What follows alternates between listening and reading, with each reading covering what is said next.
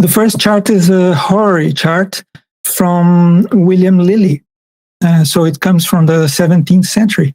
Very remarkable that there was a question about this subject and he wrote down about it. It's very nice.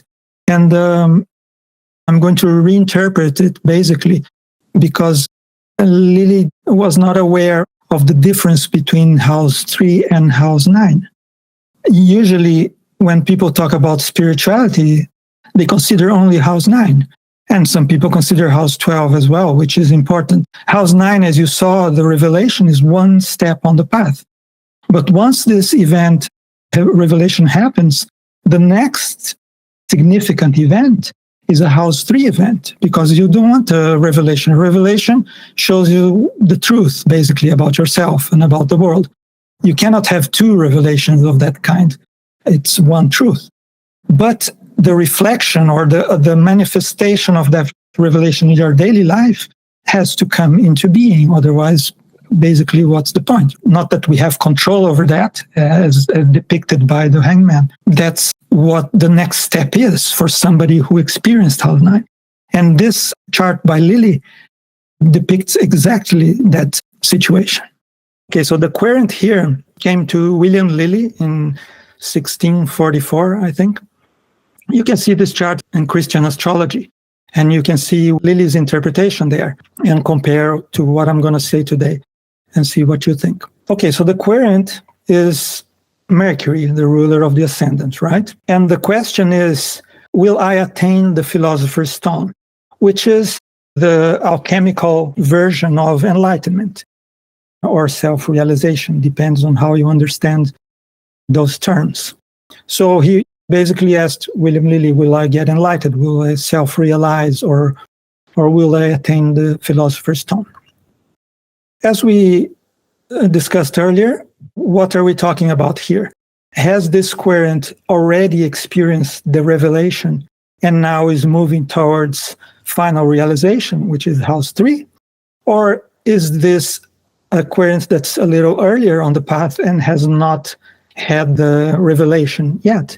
Based on that understanding, we would be able to read the chart. So if he's going towards house 9, he hasn't had the revelation, and then we will answer his question accordingly. If he has had the house 9 revelation, he's a little later on the path, and he's moving towards house 3. And then we can tell him if he's going to reach house 3 or not, and so on. So let's see what this chart shows in that respect. This is important because we need to understand the context in order to answer the question. Otherwise, we answer the wrong question. So the question is, am I going to attain house 3 or am I going to attain house 9? We don't know. Ideally, we would talk to the querent and see what the querent has experienced in his life or her life, and then we would know how to read the chart. Lilly didn't describe this process of asking the querent, so I don't know what happened there. Here, Mercury is in station, and what it's doing, it's separating from a square with Mars. Mercury was retrograde, so Mercury was with Mars. Now it's separating from Mars. Okay, what is Mars in this chart in relation to this subject? Tell me. Put in the comments there. Okay, yeah, house 9. So this tells us, yes, ruler of house 9. This is really important. That's what we're talking about, right? We're not talking about money or relationships. So this is telling us that Mercury is separating from Mars.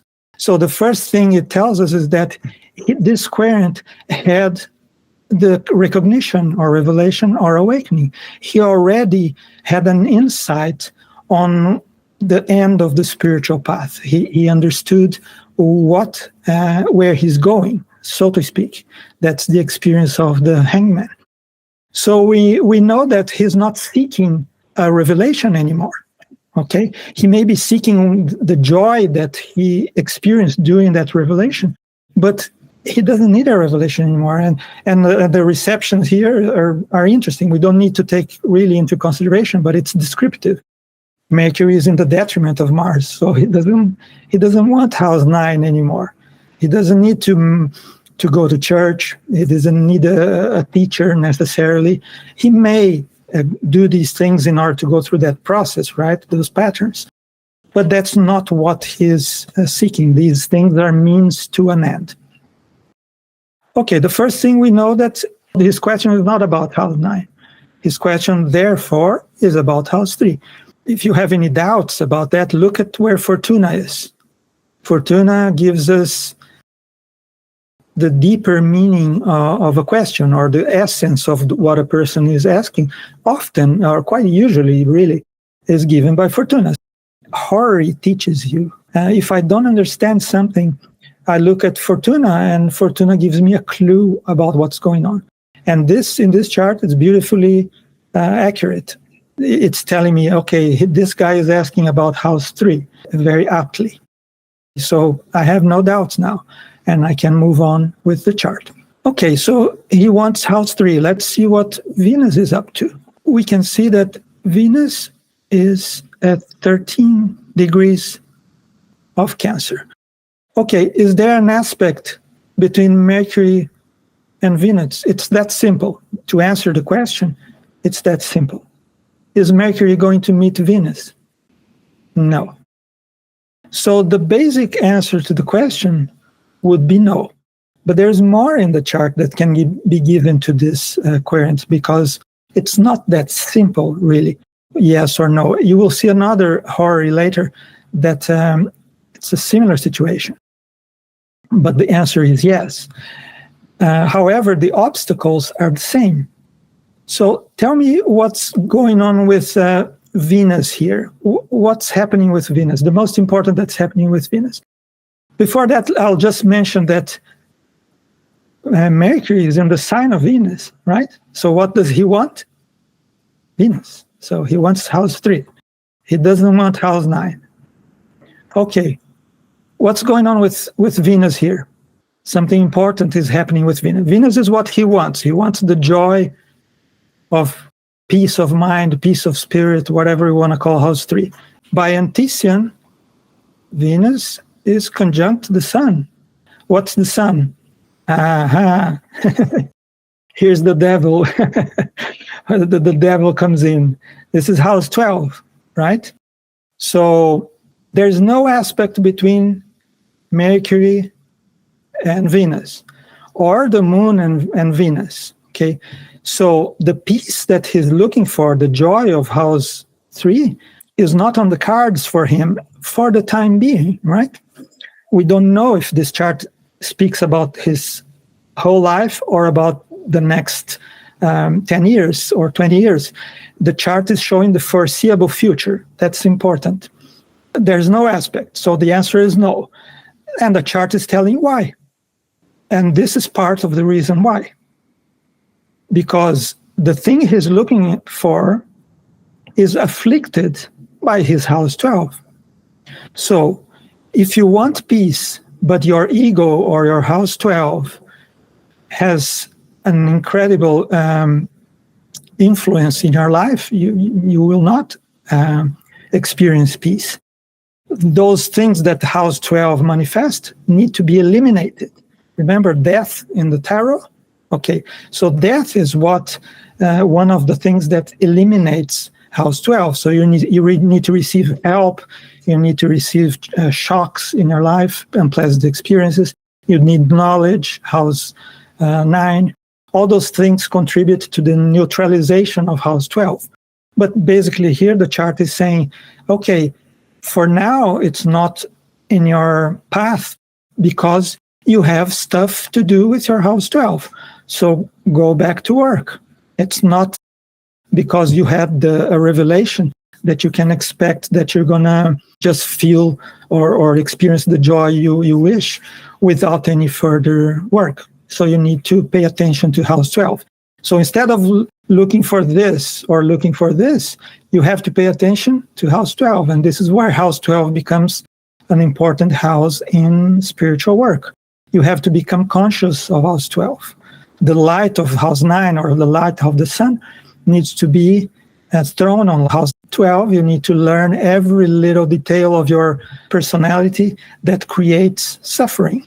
And by bringing wisdom and love and acceptance to them, you neutralize it.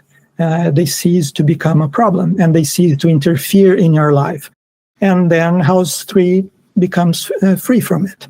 So this is one reason why the answer is no. But look at the chart. We have the North Node here. So the chart is saying, just because it's not on the cards right now, don't stop. Pay attention to house 12. There are good things to expect from house 3. So, and if it's not in this lifetime, it's next lifetime. It doesn't really matter, because this over concern with the future is part of house 12. When house 12 is neutralized, your life is in the present, and without thinking about the present, it's just presence. So don't worry about the future. You can expect good things from your house 3. I think Spica is not too far from house 3. I don't remember in the 17th century where Spica is exactly, unfortunately. But if it's near house 3, it's a similar testimony to the North Node. It's telling that you can expect good things from house 3. And even if it's not the final realization, there's going to be improvement in house 3. And this is beautiful, because the less unnecessary suffering, the better, right? In anybody's life. Horary will tell you the exact things going on in your lives so that you can know where to put your attention. This chart, for example, it's not telling this guy that he needs to go to church or pray. It's telling him that he needs to put his attention on house 12. Otherwise, he's gonna suffer, continue suffering. And look at Mercury. It's on the star Alcyone, right? And Alcyone is a star of crying, of unhappiness. And this is descriptive of where he is, probably. He feels unhappy and he needs peace. He needs to find spiritual peace. And Alcyone is telling that there will be tears in your life, basically, symbolically speaking, or maybe literally. So there's some rough stuff to experience still, but this is somebody who is interested in spirituality. So the chart is giving him the feet on the ground picture of what's going on with him, so that he can steer his spiritual path in the right direction. And the right direction is to become conscious of house 12. Venus is in the sign of the moon. Okay, so house 3 is dependent on the moon. The moon is his emotions, right? So right now, the moon is in Leo. Previously, the moon was in Cancer, and the moon in Cancer is in its own sign, right? So it would have wisdom. But the chart is showing that at this point in his life, his moon, his emotions, are ruled by the sun. What kind of obstacle is this person experiencing on his spiritual path? It's an emotional obstacle. What kind of emotions create unnecessary suffering? There are different types of negative emotions that are egocentric, right? Pride is one of them. There are 7 patterns. If you look on the website, there is a list there. You can read them. There are 7 patterns. So this person may be beset with pride or vanity or arrogance, which is the type of negative emotion that's connected with fear of not being accepted, or fear of being judged. Or it could be self-deprecation. He feels diminished or inadequate. And so the chart is hinting that it's an emotional thing that needs to deal with, not a mental thing, because some people are very intellectual and very close-minded, and maybe that's their problem. And the chart would show that for somebody else. Here, we're talking about emotion. Another person would be gluttony or greed, right, which is connected with the body or possessions, and the chart would show that too. For this person, it's showing that it's an emotional issue that he has. So it's giving a picture of where he's going or what he has to deal with. So instead of reading more books, you have to go to a therapist who is going to uncover your childhood trauma, for example, which deals with an emotional issue. And the chart is giving that information. That's really cool. Saturn is near Mercury, so it's really important in what's going on. It could be something related to house 6. It's not possible to interpret accurately without knowing the context more. So another thing that we can see is that it's probably going to take time. You could interpret like that. So a little bit of intuition or whatever you as an astrologer come up with can inform the querent here. When something like this happens, I usually make sure to state that I'm not 100% sure. We cannot be sure of what this is. But I give a few options, and then the person can go on with their life and figure out what it is, maybe.